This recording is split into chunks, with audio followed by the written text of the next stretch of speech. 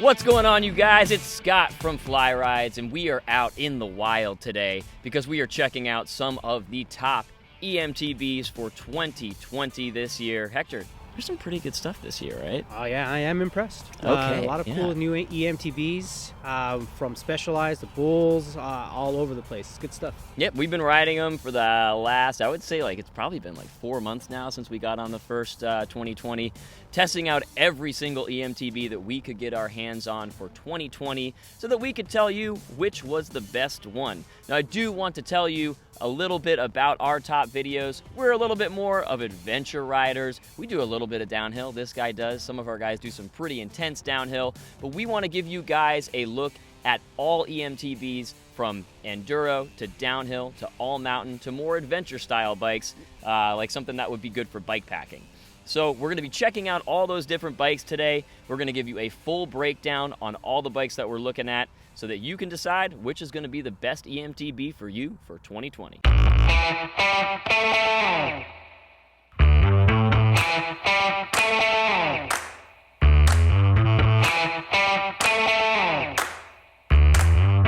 But before we break into the bikes, we are going to talk to you about some of the biggest updates that eMTB saw for 2020. So for me, I think probably the biggest update we saw this year is just the general move towards bigger batteries in the industry. You got Specialized come out with a 700 watt-hour battery for the 2020 bikes. Bosch, of course, had their 625 come out. Bulls even has a super core battery, they're calling it, at 750 watt hours. So I think this is a pretty significant jump. I would say definitely the bigger batteries coming out this year was one of my favorite updates to see. What do you got? Yeah, so I'm all for the new lighter bikes that are available, kind of from the Specialized, the SL that came out. So the exact opposite of what I said. Exact opposite, yeah. So obviously you're going to have a smaller battery pack, so you can have a lighter, more compact system down below you. So it'll feel like a regular mountain bike. So if you're transitioning from a regular mountain bike to getting your first electric mountain bike, this Specialized SL might be the bike for you. Yeah, that's a great point. You got Fazua motors, right? There's a lot of companies coming out. Bulls has some Fazua motor bikes. I think we'll probably see more and more of those as we release later into 2020, probably too. Right, and lighter doesn't necessarily mean weaker, so it's still going to pack a punch. So you're still going to get that electric motor feel to help you climb up some pretty steep hills. I think we'd be remiss if we didn't mention, of course, Bosch caught up to the rest of the motor players, decreased their motor size, and increased their battery size, so the best of both worlds, right, with their Bosch Generation 4 motors. Big fan of that CX motor. It's a lot smaller, a lot lighter, comparable to the original or the Generation 2 or Generation 3 motors, so it's going to be a lot of fun riding that bike. It's going to be a lot more playful than you felt from previous models. Still 75 newton meters of torque, just a little bit different power delivery, and a ton smaller. Basically all Bosch bikes this year saw more aggressive builds, shorter chain stays and stuff like that, because they could have those thanks to that smaller motor. Right, and a bigger chain ring, so you're going to have a lot better feel in terms for gearing, so it's going to be a lot of fun. All right, cool. So those are our big updates for 2020. Let's break into the bikes.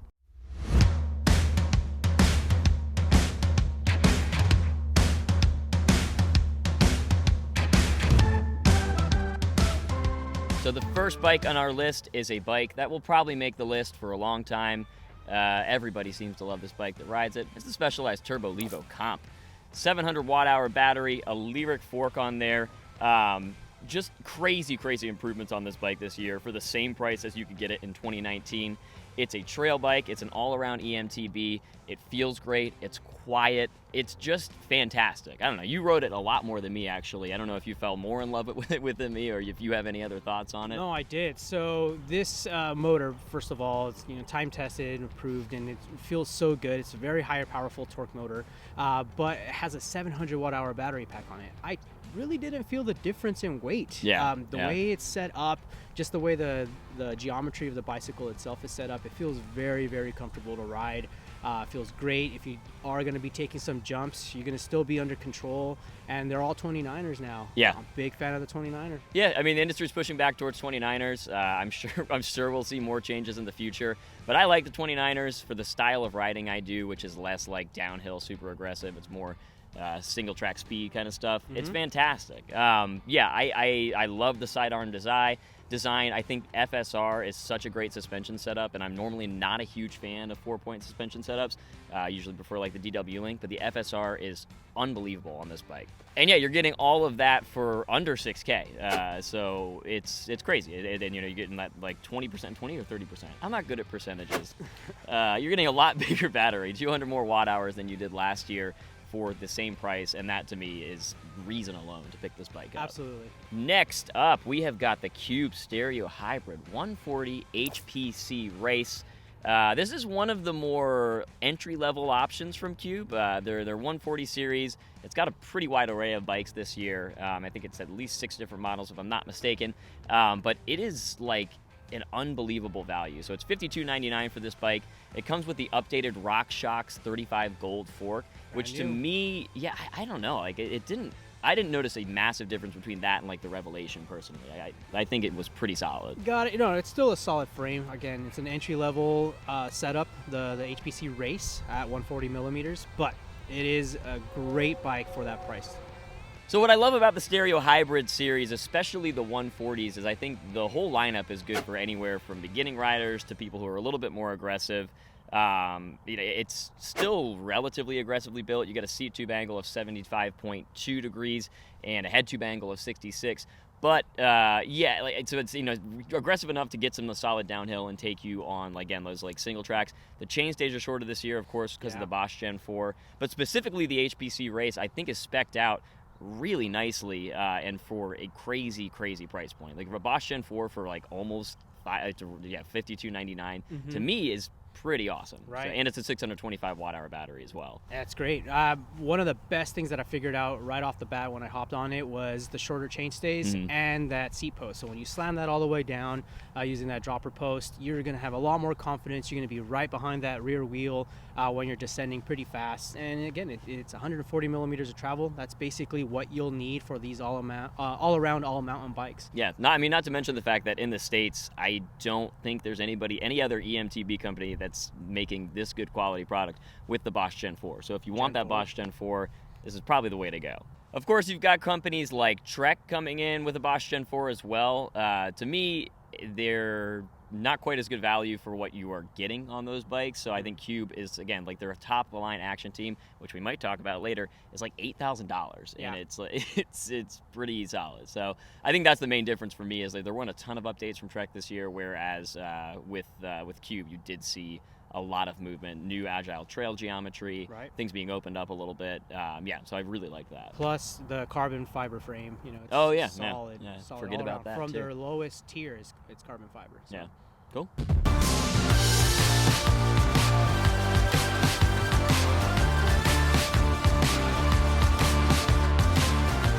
So a little bit of a departure. We're going to talk about more of an adventuring e-bike for those who are looking to get into the backcountry and stuff. It's the Haibike XDURO Full FatSix 10.0. Fat tire bike, there's not a lot in America anymore, at least not at this quality especially. You've got the Yamaha PWX2 motor on there, which now comes with walk assist. Yeah, Yamaha, that's another big update. Yamaha finally giving us some walk assist.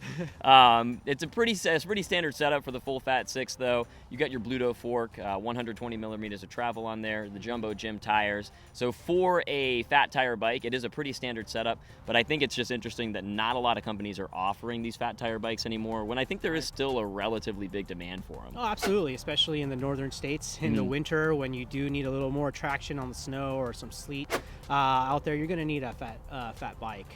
Personally, I took this bike out and I PR'd a couple of the trails that I was out there. Had a lot of fun on it. Again, these tires just roll. So if you want something that's comfortable and can go pretty fast, this bike is the one for you. And of course this year, you guys might have heard, is the Yamaha now has an automatic support mode. So basically it's going to be similar to like Bosch's eMTB mode. So for the moment, Haibike is offering all Yamaha. There is talk of them potentially having some Bosch Gen 4 stuff later on. I think they're redesigning a couple things, but at the moment they are full Yamaha, which is, I think, great for Yamaha. It keeps them in the game a little bit more than just being like with a giant bike, for instance. They've got someone else behind them as well. Yeah, no, and I'm also glad because it does have 90 Newton meters of torque on that high extra power mode. So if you need that extra power to help you climb, even if it's for a brief moment, it's going to offer it. So back into the all-mountain category, we have got the Bulls E-Stream EVO AM4. This is, again, another price point bike that offers crazy specs. Not a ton has changed on it from 2019. I don't think it needed a ton of upgrades. No. But the big changes were you're getting 203mm rotors front and rear, and a Shimano GRXT derailleur. It's almost a full group set, if I'm not mistaken, of Shimano's stuff, right? Yeah, and the price point at $6,200 for that bike. Also comes with Fox Float DPS suspension. It's a solid bike, 150mm of travel. Yeah, and you've got that Supercore 750 battery. In terms of big German brands, I don't know that anyone else has a battery that big, a single battery that big. No, that's awesome. Yeah, I on this, but I don't know if you got a ton of time on it. This is probably the most confident I felt descending on a bike. Again, more of like an intermediate rider, doing some single track, and I do like to climb as well. Turn that climbing into a sport a little bit, and it's a really good bike for that. Really aggressive into turns, and I just felt like good. Maybe I'm a plus size tire fan after all. Maybe. I wanna get those tires down so I can. Sounds like you're a plus battery size fan as well. Oh boy, next bike.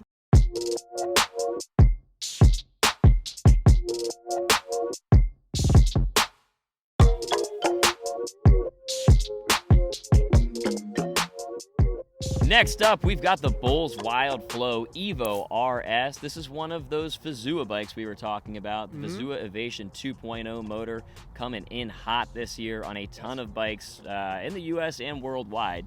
So yeah, I really enjoyed this bike. It's spec'd out really well for the price point, and I think part of the way those Fazua motors must just be a little bit easier to manufacture or cheaper, because this bike's only $6K, and it had, you want to take us through a couple of things? Yeah, no, first of all, compact system, so battery fits inside that little motor sleeve, if you will, that tucks underneath the down tube, so it makes it a lot easier to take on or off. Let's say you have a rack and it's not rated for a higher weight bicycle. Super easy, just pop out the whole entire unit and you can travel that way.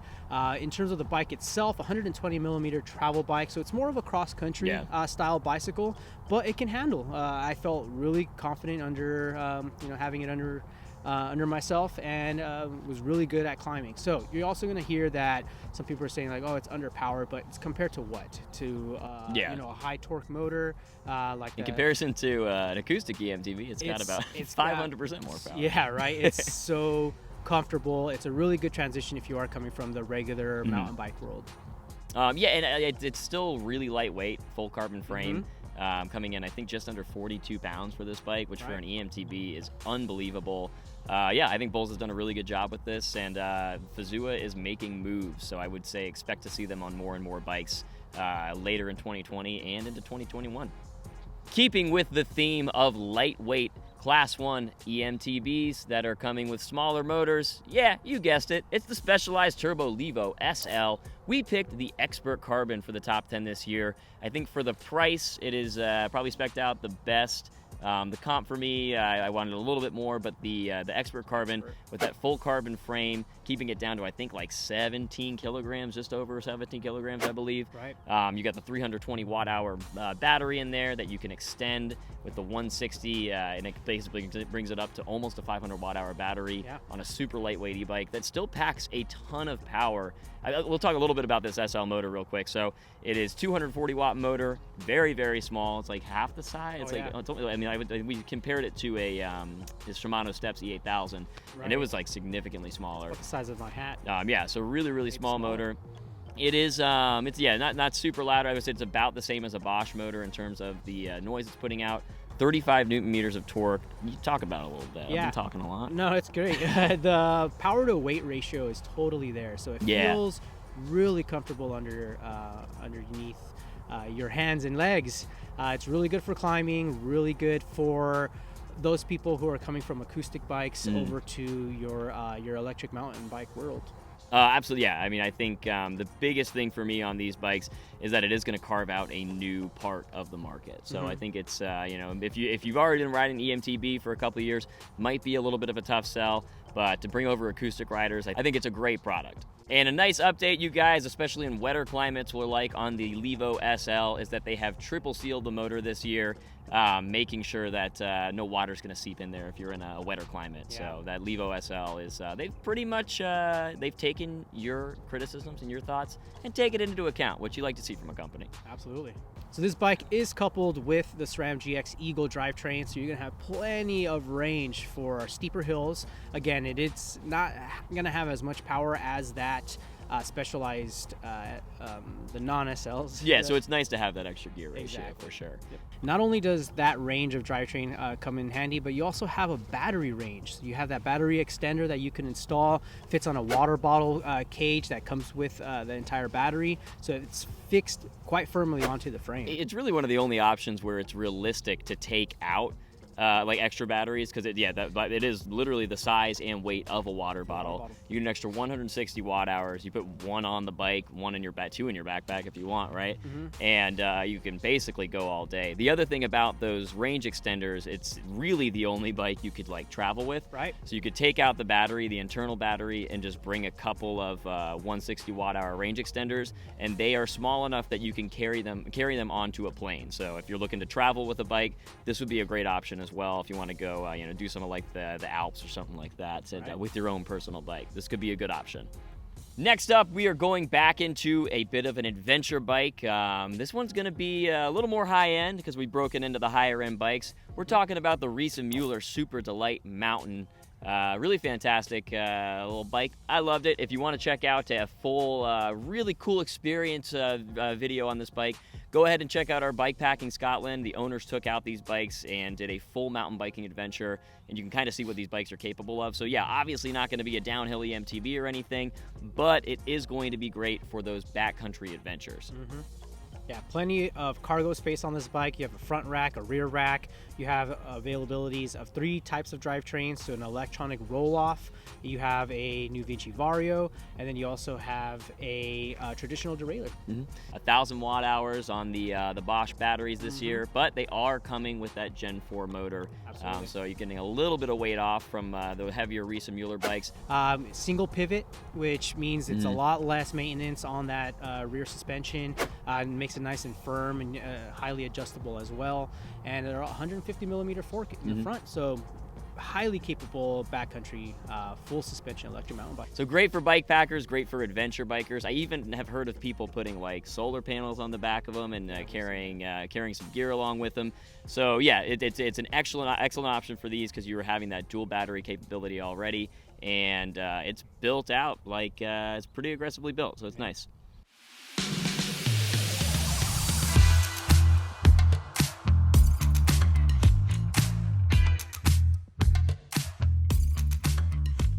We've got 2 more bikes for you guys. They just happen to be the team edition of each of these bikes. And the first one's going to be the Pivot Shuttle Team XTR. Wow, I love this bike, guys. Decently aggressively built. It's an all-mountain kind of trail bike. Excellent Shimano Steps E8000 motor, and it is still one of the most lightweight bikes, especially with a full powered motor as well. Right. Yeah, it's a full carbon fiber frame, front and rear triangle, DW link suspension. I'm sure you're a big fan of it, as much as I am. 150 millimeter travel fork, 140 millimeter rear suspension. So very capable all around all mountain bike. Very capable. Yeah, I loved it. This is year to year one of my top bikes. Every time I go out on it, I'm just in love. The other thing too is that you can swap the 29. You can go 29er or 27.5 on this bike. It is well worth the price point. I will never not love this bike. Right. Boxed out suspension, and of course that Shimano Steps E8000 motor is still one of the smaller motors on the market. And for me, 500 watt hours is always enough. Again, I always say I'm lucky. I'm a little bit lighter, so I don't need quite as much. But yeah, it's a great 2.5, 3.5, 4 hour bike. You can just go out and actually get like a significant workout as well. Right, that range with that Shimano XTR 12-speed drivetrain, brand new. So again, that's probably why that price point is still a little high, but it is brand new. High quality stuff on this bike. I would say, yeah, it's definitely a bike for people with a little bit of like more discerning taste. It is obviously going to be expensive. It's a higher end bike for sure. But if you appreciate refined and like really nice suspension systems that you can't really get anywhere else except from a couple different companies that DW link, this is going to be an excellent option for you. The final bike on our top eMTBs of 2020 this year is going to be the Cube Stereo Hybrid 160 Actionteam. This is the highest end Cube bike that you can get. The 160s are going to be more enduro built. They're great for downhill use. If you're looking to hop off some rocks, they are really aggressively built. I love these bikes. We took them out just a couple weeks ago. Right. Tell me a little bit more about it, Hector. So right off the bat, this is the bike that I felt the most safe on. So whether I'm taking jumps, I'm climbing, or I'm coming downhill pretty fast, the smaller chainstays is going to make you feel a lot more safer, a lot more in control with this bike. So you're also going to have a full carbon front triangle, and you're also going to have that Bosch Performance CX Generation 4 motor, which is smaller, so your center of gravity is going to be a lot lower than other typical bicycles out on the market. Yeah, I mean, and the incredible thing to me about these action teams is you look at something like the Pivot Shuttle, which is a great bike, but the highest end version of that is going to be about $12K, whereas Cube, the highest end, this Actionteam is $8,000, which we're talking Fox 36 factory float, a Fox float DPX2 in the back. It's crazy. Like the amount of stuff you're getting on this bike, Shimano 4-piston brakes, Shimano DRXT 4-piston brakes, it's just ridiculous. Right, so you're going to have the best of the best, arguably, on your drivetrain, your brakes, all the other bells and whistles, but the price point, though, it's just and that's through the whole lineup of 160s too. It's not just the Actionteam that's priced well. Whether you're looking at the TM, that's the step below it, or the SL, slightly below that, they are very, very well priced. And the builds on them are just incredible. Cube's still kind of a boutique brand too, where they take very good care of their bikes. I think it's about 3,000 bikes a day, acoustic and electric, that come out of their factory in Germany, still built in Germany as well. So really, really solid job. I absolutely love the Actionteam this year. Please give me one for free, Cube. So that wraps things up for our top eMTBs of 2020. Let us know what you guys thought about these bikes in the comments below. I also wanted to let you guys know these are the bikes that we got to try, that we had solid access to, and Hector and I got to ride for a fair amount of time. So if there's something on this list that you loved and you're not seeing it, that might be the reason why. So if you like us and you like these brands that you want us to try out, be like, hey, check out these guys and see if maybe they could test ride one of your bikes, because we'd love to test ride them and see how they work. Hector likes to ride bikes a lot. Yeah, he's disgusting. He does it on his days off. And until we see the 2021 eMTBs, enjoy the ride on these 2020s, guys. Goodbye.